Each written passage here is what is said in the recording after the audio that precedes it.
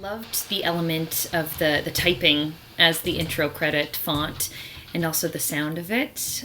We're hearing the act and the element of writing as the way to attack a writer in the piece, which I thought was really interesting.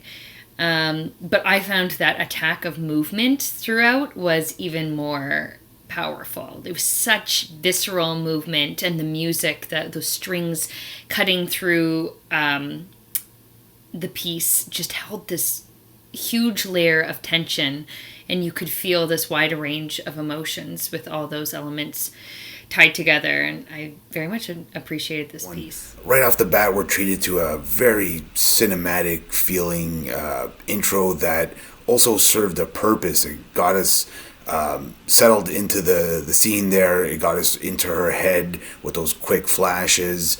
It was just really well done, very interesting, and I think it's something that at least I haven't seen a lot of in these interpretive dance pieces. So I thought that really just helped build the world there, and really then helped pay off the interpretive dance once they got into it. It's really smartly done. Immediately we become curious about the main character and the flashes that we see her having.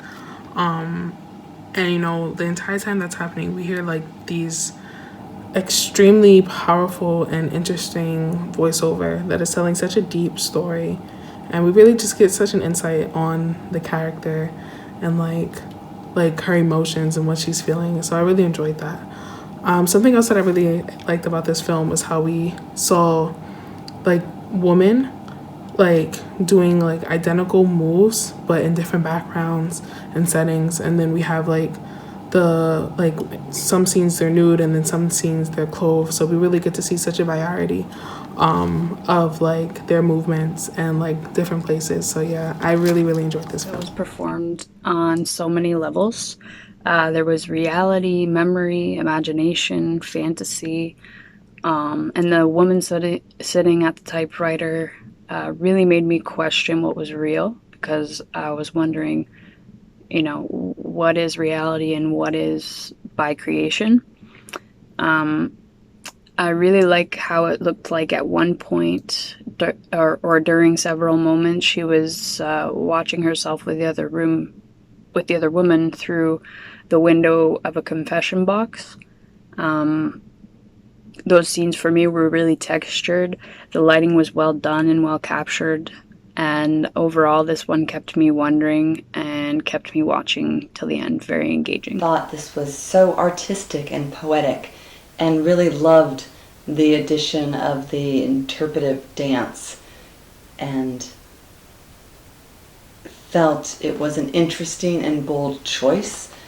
Thought the editing was great. The sound and the music really enhanced the movement of the piece and was so well orchestrated, and enjoyed that a lot.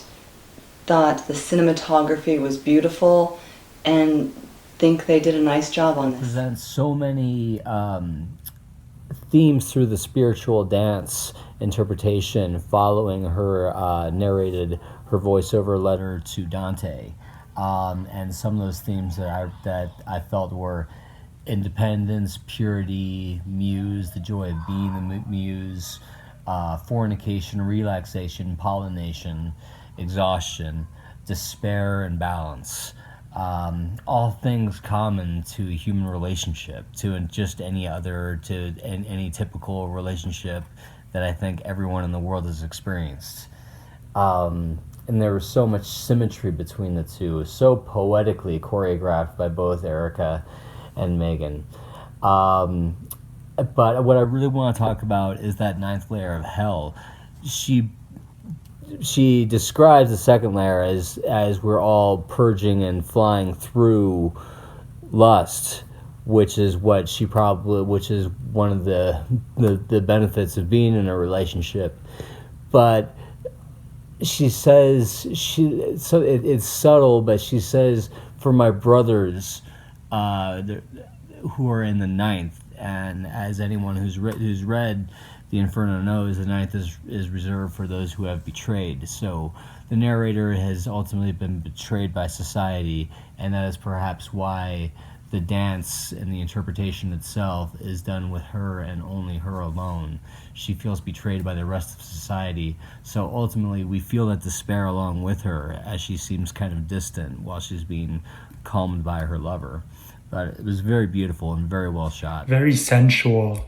Of course, in the dance movements, most notably, the way that they are paired into couples is interesting because it's very much like working in a unit for a singular message, working together as one whole to articulate a singular message about togetherness, about freedom to a certain extent, because as we see from the letter being written in the beginning, there's a sense of liberation to the piece, as well as intimacy and sensuality. I also really admired the tone and delivery of the letter itself in the voiceover. It was quite theatrical in a good way, though. It really added a dramatic gravitas to the piece that I think served it well overall and adhered to the tonal consistency of it in its entirety from beginning to end. It is unabashedly female, not just in the sense that there are only women in it, but that it really glorifies the female body in a way that is unsexualized, but prideful, as it should be. And I thought it was great. It was very much a claim to sexuality and to physicality as well.